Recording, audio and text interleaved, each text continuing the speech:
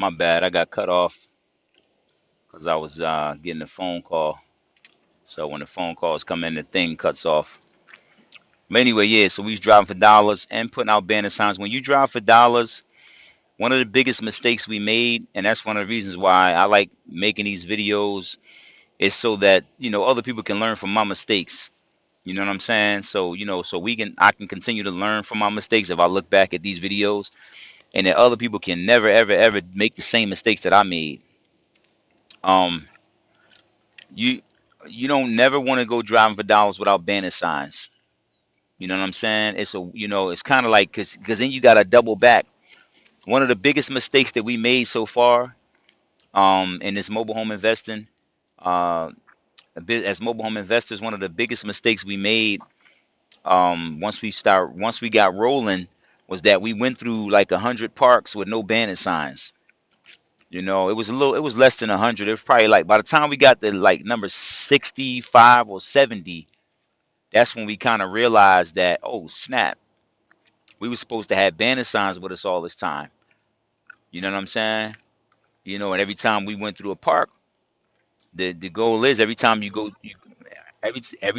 through a park or what have you, when you leave out, you drive a little distance away from the park, and you stick a banner sign in the ground. Um, I you know I wouldn't. My advice to somebody would I wouldn't put the sign unless it's a old raggedy park, a ran down park or what have you.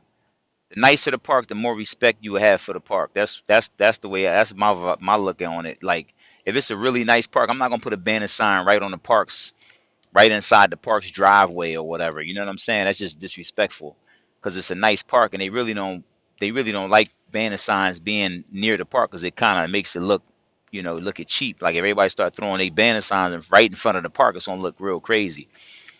So today we was riding through one park, and on the way out of the park, somebody had put a sign like right in the bushes at the park, like basically on the park's property. Like you don't want to put banner signs on the park's property. I don't do. I've done that before, and I've gotten calls like that.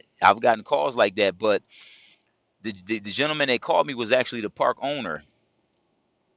He called me. He was the park owner. He was like, what did he say? He said he said something. I thought he was the police though. He was like, he's